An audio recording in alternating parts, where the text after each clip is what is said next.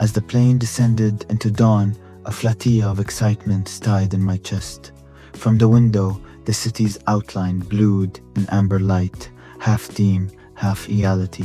The eye grew crisp as we made final approach.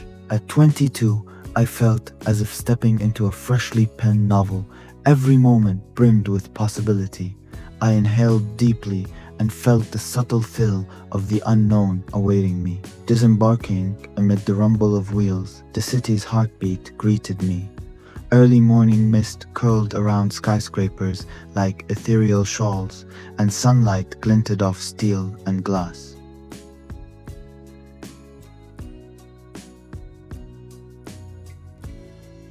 The city's melody of taxi honks and distant footsteps was thrilling, and I realized instantly I was home. I rented a bicycle to explore. Crossing a soaring bridge from Manhattan toward the Bronx, I paused to drink in the view. The skyline loomed like a luminous architectural symphony, steel and stone meeting the sky. Central Park opened before me like a storybook come to life. Massive limestone arches marked the entrance, ushering me into an iconic emerald oasis immortalized in Usonian films. Childhood visions sprang to mind from scenes in Home Alone, two dreams finally made real at 22. Conceived in the 1852nd by Frederick Law Olmsted and Calvert Vaux as New York's first public park, this green sward had welcomed millions. Under an early golden sun, the park's scope unfolded, sculpted lawns and sweeping meadows beneath arching elms and oaks, stretching as far as the eye could see. Inside, Central Park was a world apart. Families picnicked beneath oak canopies and joggers looped around serene lakes, while artists sketched on benches under the gentle watch of stone statues. Gleaming footbridges arched overhead, and waterfowl bobbed quietly on reflective ponds. Murmuring fountains punctuated tranquil lawns. The air was sweet with the scent of fresh pretzels and earthy leaves. Leaving Central Park behind, the late afternoon light gilded the facade of the Plaza Hotel. Completed in 1907, its grandeur was the stuff of legends. Marble columns and arched windows lined the entrance, and crystal chandeliers gleamed from high ceilings inside. Luxurious carpets and polished brass fixtures added to its old-world majesty, every detail whispering of history. In its early years, the plaza hosted glittering balls and dignitaries from around the world. Today, it still carried that aura of exclusivity. Stepping into the lobby felt like entering a cinematic dream. My mind replayed scenes from films as I ascended the grand staircase and admired the gilded decor. Standing there at 22, I felt I had touched a majestic fragment of the city's storied past. Just beside Central Park, the Fifth Avenue Apple store stood like a gleaming jewel box. Its cubic glass facade and soaring entrance invited sunlight to flood inside. The space felt more like a design museum than a shop. Endless wooden tables displayed newfangled devices like precious artifacts, and a glass spiral staircase beckoned downward. Opened in 2018, this flagship reinvented retail as an immersive experience. Inside, sleek counters and warm ambient lighting lent a soft glow. I watched a customer curiously navigate an iPad demo under the glass atrium. Even the small details impressed me: polished stone floors, embedded screens, and an open amphitheater space for tech talks. Pedaling through Manhattan, I felt the city itself dance around me. Honks honked like jazz trumpets, and sidewalks swelled with life. Neon shop windows announced new fashions. On one block, elegant boutiques gleamed under spotlights. On the next, a corner artist transformed blank walls into murals. The energy was relentless, yet inviting. Each street seemed a bustling neighborhood of its own, history and modernity woven together. I absorbed it all with delight. Eventually, I arrived at the Starbucks Reserve Roastery and immediately felt a rush of sensory delight. The former bakery building had been transformed into a cathedral of coffee. Towering copper roasting machines glinted under amber lamps, and enormous sacks of beans marked the far corner. Baristas in crisp black aprons worked like clockwork, pouring and frothing with disciplined grace, each step of their craft as precise as choreography. The scent of fresh roast filled the air. It was as if every inhalation unfurled a story. It was like witnessing a ritual. Long stools lined a polished wood counter where connoisseurs sipped rare brews. Along one wall, a glass-enclosed cold brew tank gurgled like a laboratory. Even the patrons seemed transformed, quiet, reverent, each savoring their tiny cup as if it held secrets. I wandered up to a mezzanine lounge with deep leather chairs and encyclopedic coffee manuals. Informative murals lined the stairs, tracing coffee's journey around the world. Friendly baristas introduced beans from Ethiopia and Brazil, with stories as rich as the drinks. Every corner of the roastery invited discovery, from the buzzing espresso bar to the patisserie counter selling flaky croissants. The ambience thrummed softly. Overhead, copper lamps cast a warm glow on wooden tables. Conversation stayed low, mingling with the gentle hiss of the espresso machine. Every detail felt deliberate. Thick ceramic mugs on polished wood, plush chairs, and sleek countertops. In that golden hush, even the simple act of sipping coffee felt refined. I stepped forward to place my order. The barista suggested a single origin pour-over with notes of dark cherry, paired with a buttery croissant. The first sip, warm and rich, unfolded with sweet berry depth and smooth caramel. It was a humble breakfast made special by care and craftsmanship.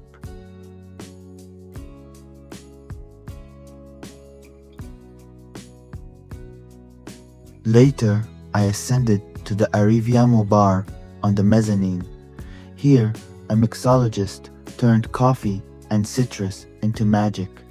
He flamed orange oils over a mug of cold brew, then added a swirl of smoky whiskey. The result was a dark, velvety cocktail with unexpected brightness. Sipping it beside the marble bar felt like the day's finale, a blend of burnt honey, sharp citrus, and smooth coffee that lingered luxuriously. Finally, I made my way to the vessel at Hudson Yards. From afar, its honeycomb lattice of copper staircases rose like a futuristic monument against the skyline. Designed by Thomas Heatherwick and opened in 2019, this architectural marvel invited exploration. Sunlight draped over geometric railings as I spiraled upward. Steel towers of Manhattan and Jersey City framed the horizon in the distance.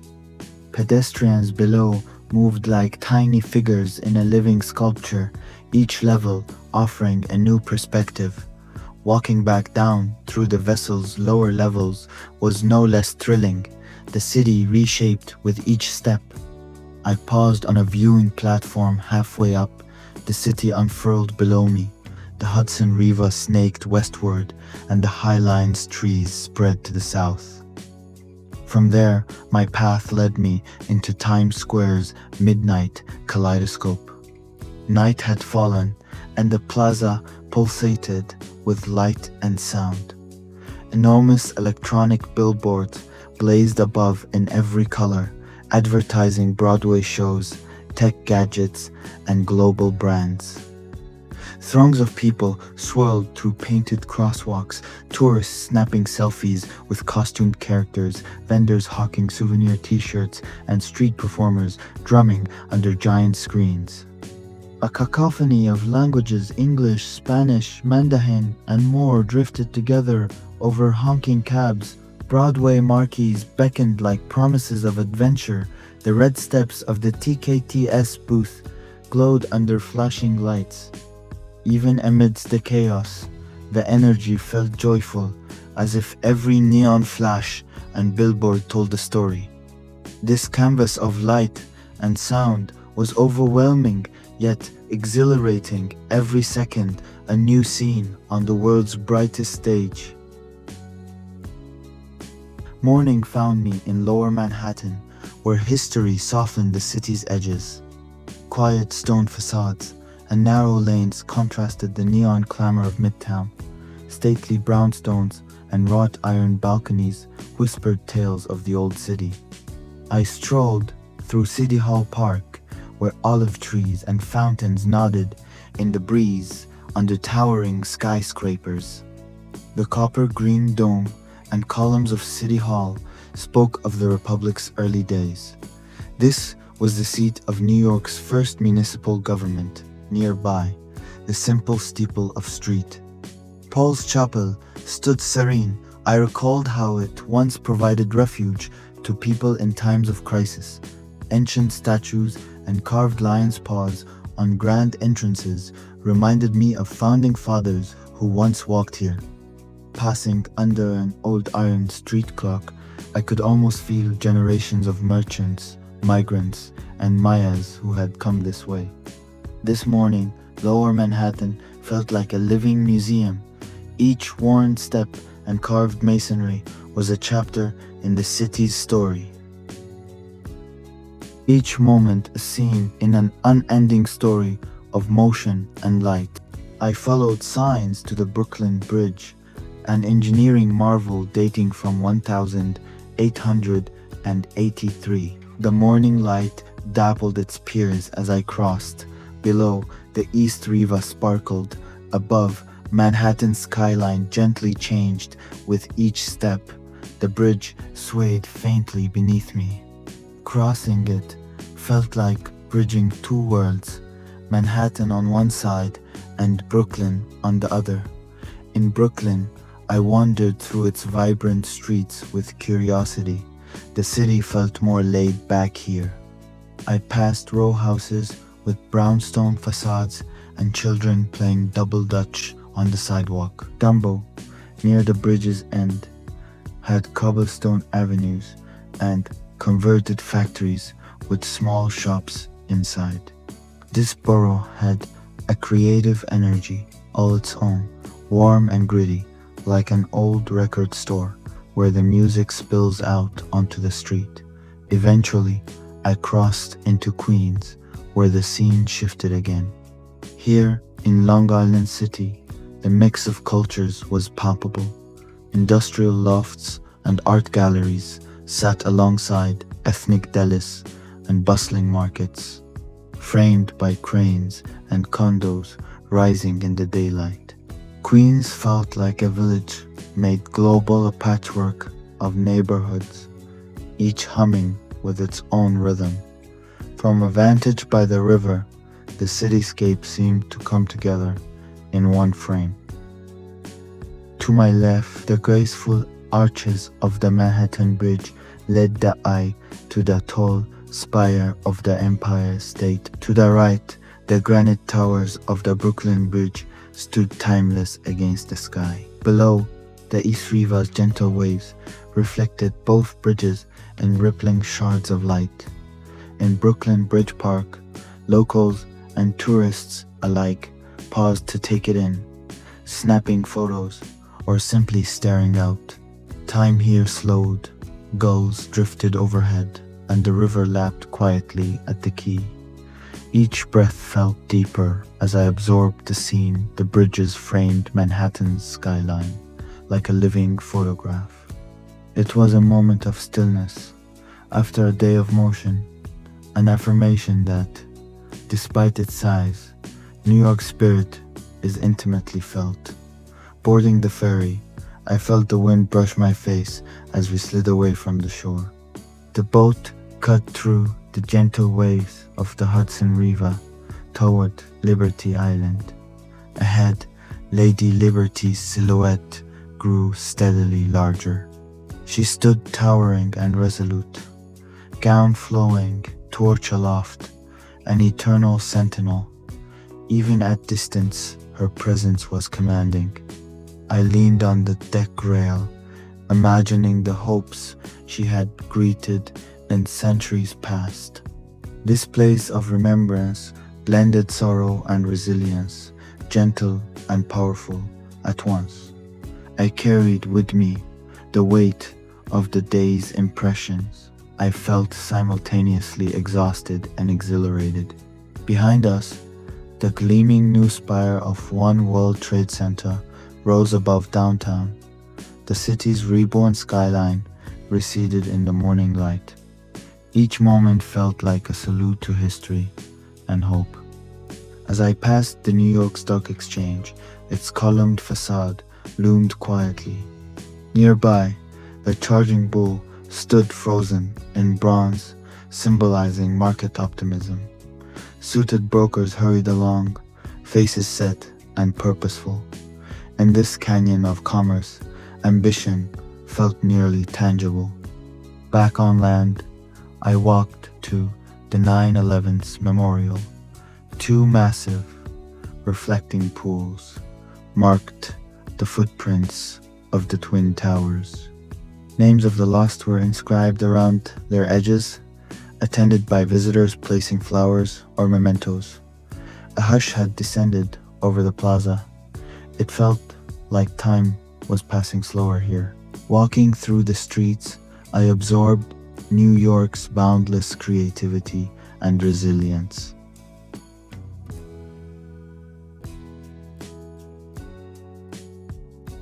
Finally, I turned my steps northward to return once again to the vessel. In the late afternoon sun, its copper frame glowed softly. Reflections danced in each angle. This urban odyssey had unveiled New York's layered magnetism. Thank you sincerely for joining me on this urban odyssey. I hope you felt its energy through this narration.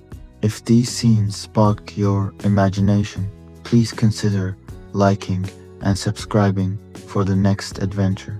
Your support truly makes a difference. I can't wait to bring you along on our next journey together. Until then, keep your curiosity alive and never stop exploring. Some of the best stories start with a single step into the unknown. From the heart of this city to wherever you are, merci beaucoup for watching. À bientôt.